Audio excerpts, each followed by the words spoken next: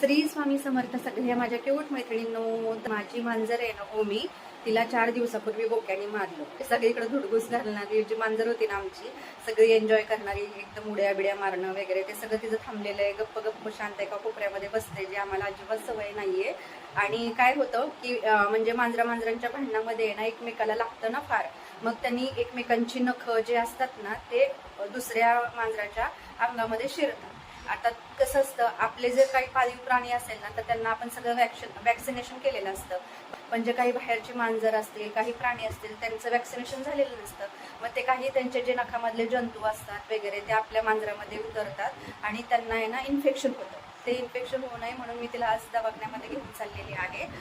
तर आम्ही मुंबईमध्ये राहतो आणि वेस्ट लाईनला राहतो, म्हणजे चर्चगेट टू विरारच्या दरम्यान आम्ही राहतो. जर कुणाकडे पाळीव प्राणी असतील, जर कुणाला पाळीव प्राण्यांसाठी डॉक्टर पाहिजे असेल ना तर मी हे डॉक्टरांचा नंबर तुम्हाला सुचवते. म्हणजे ते फार छान डॉक्टर आहेत. सगळी माहिती मी त्यांची डिस्क्रिप्शनमध्ये देते आणि तिथंपर्यंत जायचं कसं ना तर ते पण मी व्हिडिओमध्ये तुम्हाला सांगते. म्हणजे कमी पैसे घेतात ट्रीटमेंटचे ते आणि फार छान ट्रीटमेंट करतात. ही सगळी माहिती आहे ना डिस्क्रिप्शनमध्ये दिली. चला भूर, चला भूर. बाऊ झाले ना पायाला, इथं बाऊ झाले, तुला पायाला बाऊ झाले. हो, मला ते हात लावून देत नाहीये. इथे इथे बाऊ झाला ना तू. हां, नाही नाही, हात नाही लावा. चला चला भूर जायचे. चला, बाहेर बघत बसते इथे. मी अशा जाळ्या लावून घेतल्या, तिथून बोका येतो आणि तिला मारतो. नाही नाही नाही, हात लावत. चला. अशी गप्प बसली आहे 4 दिवस झालं. अशी गप्प कधी बसत नाही, अशी खेळत असते बाहेर.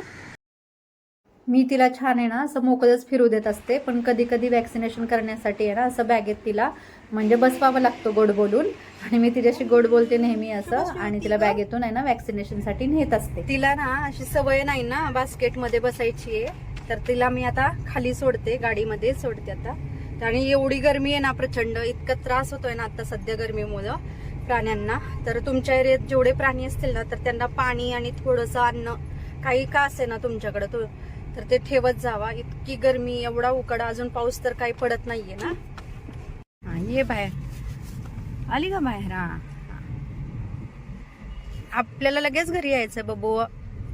हा, बाहेर बघत बसलीये. कुठे चाललोय आपण.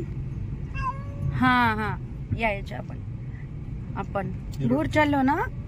हा हो, असा आवाज म्हणजे रडतीये ती. कुठे चाललोय ते मांजरांना काय वाटतं की त्यांना सोडायला चाललेत, हे आपल्याला कुठंतरी लांब सोडायला चालले. आपण घरी यायचंय बबू, आपल्याला आहे ना टुचू करायचं. सगळं बाहेर बघतीये ती. कुठं जायचंय तुला. कुठं जायचं बबू. घरी जायचं. हा जायचं. काय झालं बाबू, काय झालं.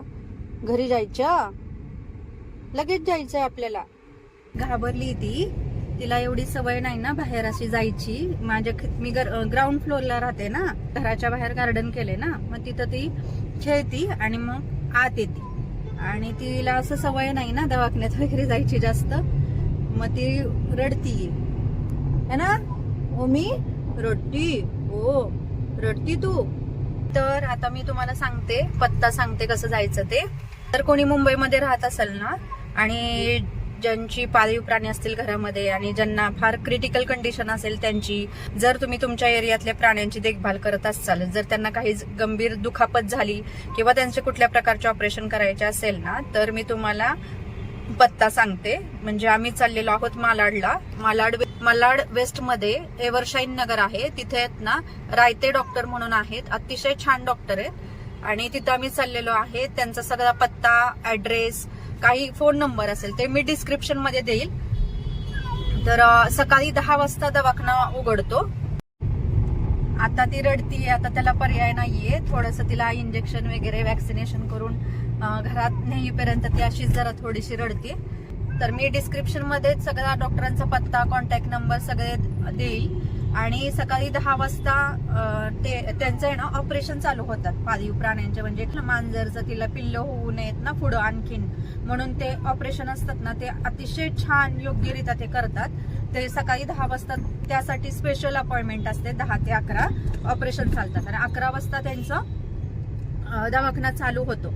म्हणजे सगळे वॅक्सिनेशन असेल, इंजेक्शन असतात ना रॅबीज वगैरे, परत हेल्थसाठी किंवा कुठलं म्हणजे सगळं त्यांचं डाईटसाठी जे आहे ना ते सगळी ट्रीटमेंट ते तुम्हाला सांगतात. तर ते एव्हरशाईन नगर मालाडमध्ये आम्ही चाललेलो आहोत, रायते डॉक्टर. आणि दुपारी 2 वाजेपर्यंत आहे ना दवाखाना बंद असतो. म्हणजे असं समजून जा की सकाळी 10 ते 11 ऑपरेशन असतात, त्या दरम्यान ते कोणाला घेत नाहीत. आणि 11 ते दुपारी 2 वाजेपर्यंत त्यांचा दवाखाना उघडा असतो. संध्याकाळी त्यांचा दवाखाना उघडत नाही आणि रविवारी सुट्टी असते त्यांना. तर एवढं तुम्ही बघा, ह्या गोष्टीची नोंद घ्या की रविवारी दवाखाना उघडा नसतो. आणि त्याच डॉक्टरांना तुम्हाला सरकारी दवाखान्यामध्ये दाखवायचं आहे ना, तर पलीकडच्या साईडला मालाडमध्ये सरकारी दवाखाना आहे, तिथं एक. तर आता तर ती रडतीये, आता बसलेली आहे मागं सीटवर, बघू शकता इथं. तिला ते तसंच होणार घरात नेईपर्यंत, पाणी पाजेपर्यंत.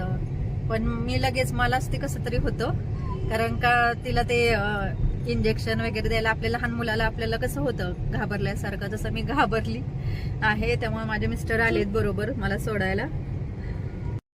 मी गाव करायचे हो, काय झाले, काय झालं बबूला. इकडे गोरेगाव स्पोर्ट्स क्लब आहे. मी काय झाले बबूला. नंतर हा इन्फिनिटी मॉल आलेला आहे, लाडचा डीमार्ट आहे. आता इकडे आपल्याला लगेचच लेफ्ट साइडला जायचं आहे. जो सिग्नल आहे ना त्याच्यापासून आहे ना आपल्याला डाव्या बाजूला हात वळायचा आहे, म्हणजे एव्हरशाईन नगर येतो. आता काही जण म्हणतील ती रडतीये तर तुम्ही शूटिंग घेताय, पण ते मांजर म्हणजे पाळीव प्राणी असतं ना, तर त्यांचं ते तसंच असतं. जोपर्यंत त्यांना घरी नेत नाही ना तोपर्यंत ते असेच रडतात, कारण का त्यांना वाटतं की त्यांना सोडायला कुठंतरी चाललोय बाहेर, म्हणजे आम्ही कायमचं सोडून द्यायला चाललोय, म्हणून ते रडत असतात. तर आता बघा, ह्या सिग्नल पासून म्हणजे हे दिसतंय का एव्हरशाईन नगर इकडे दिलेलं आहे. आणि तिथून आपल्याला आता इकडे पहिलाच आपल्याला लेफ्ट घेतलेला आहे आपण. आणि लेफ्ट घेतलंय ना, इकडे समोर आहे ना तुम्हाला इकडे मारुतीचं मंदिर दिसेल. आणि इकडे फर्स्ट राईट लगेचच घ्यायचं आहे. म्हणजे रिक्षा आणि जरी तुम्ही आला ना तर तुम्ही सांगू शकता ना सर कशाच आहे, मारुतीच आहे. हो, हा, इथे मारुतीचं मंदिर आहे. आता बघा हे एव्हरशाईन नगरकडे, हे बघा, हे पाटी दिसतीये ना तशी. हे बघा, ही माझ्या आता हातावर चढली आहे. मी रडतीये बिचारी, काय करणार ना, ती आजारी आहे ना.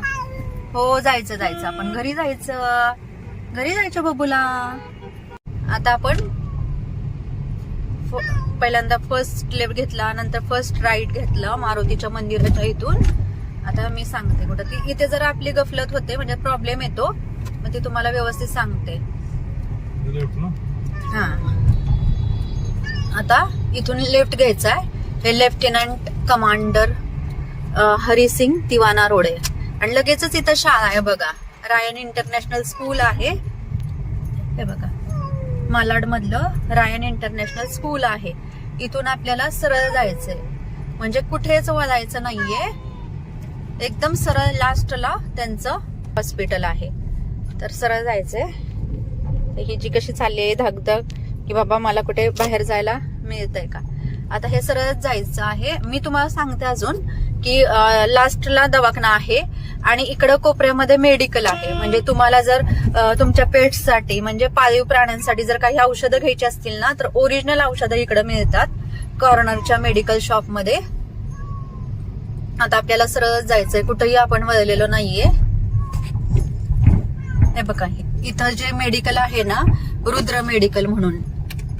आता आपल्याला इकडे राईट साईडला आहे ना, राईट साईडलाच दवाखाना आहे बघा. जास्त पण खाली नाहीये, खाडी साईडला नाहीये, इकडेच आहे. आता बऱ्यापैकी गर्दी झालेली आहे. इथे बसलेले आहे सगळेजण बघा, इथे बाहेर चेअरवर बसलेत सगळे. तर आपण गेल्या गेल्या काय करायचं, तिथे कोपऱ्यामध्ये एक नंबर ठेवलेले असतात, ते नंबर घ्यायचा, म्हणजे आपलं बरोबर अपॉइंटमेंट बुक होतं आतमध्ये जाण्यासाठी. आता इथे डॉक्टरांचा मी पत्ता सांगत आहे. या डॉक्टरांचं नाव आहे डॉक्टर गोपाळ रायते. अतिशय चांगले उत्कृष्ट प्राण्यांसाठीचे हे डॉक्टर आहेत. तर दवाखान्याच्या समोरच हे शॉप आहे, जिथे तुम्हाला कॅट आणि डॉगसाठी छान असं फूड आहे ना सगळ्या फ्लेवरमध्ये मिळेल. तसेच लिटर पण मिळतं तिथे, म्हणजे कॅट आपली पॉटी करते ना घरामध्ये, तर लिटर म्हणजे एक विशिष्ट विशिष्ट प्रकारची वाळू असते, त्याच्यामुळे घरामध्ये स्मेल येत नाही कॅटच्या पॉटीचा. तर इथे तुम्हाला मिळून जाईल आणि इथे कॉन्टॅक्ट नंबर तिथे दिलेला आहे, तर तुम्ही स्क्रीनशॉट पण घेऊ शकता. इथल्या सगळ्या पेट्सला एवढं गरम होत होतं ना, काय करणार ना, शेवटी गरमी एवढी होती ना प्रचंड. मी ओमीला गाडीमध्येच ठेवलं होतं, म्हणजे तिला इथं आणलं ना, ही डॉगी वगैरे असतात ना, त्यांना ती घाबरते. आणि बघा या बॉक्समध्ये तर एवढी बिचारी छोटी छोटी पिल्लं होती, त्यांना डोळ्याला इन्फेक्शन झालं होतं ना.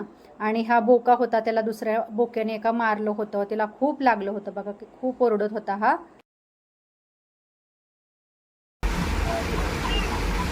ओमी, आता आपण घरी जायच्या, घरी जायच्या.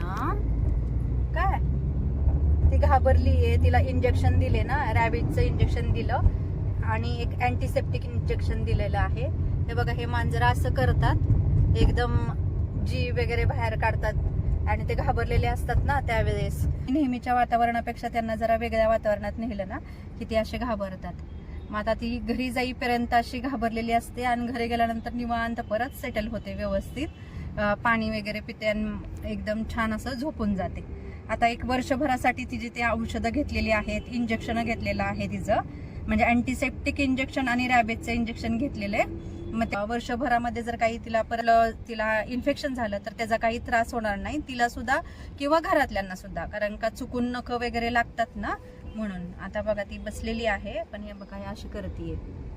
असं बघून जे नवीन पाळीव प्राण्यांचे जे नवीन पालक असतात ना, तर त्यांना माहित नसतं ना की असं काय करतात.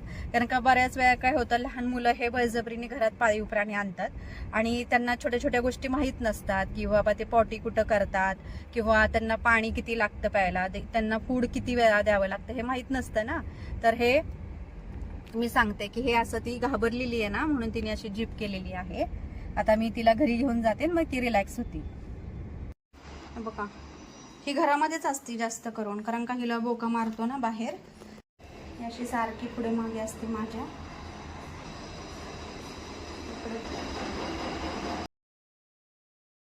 तर तिने घरी आल्यानंतर थोडंसं फूड खाल्लं, थोडंसं पाणी पिलं आणि तिच्या जागेवर जाऊन झोपली. तर हा व्हिडिओ तुम्हाला कसा वाटला नक्की कमेंट करून सांगा.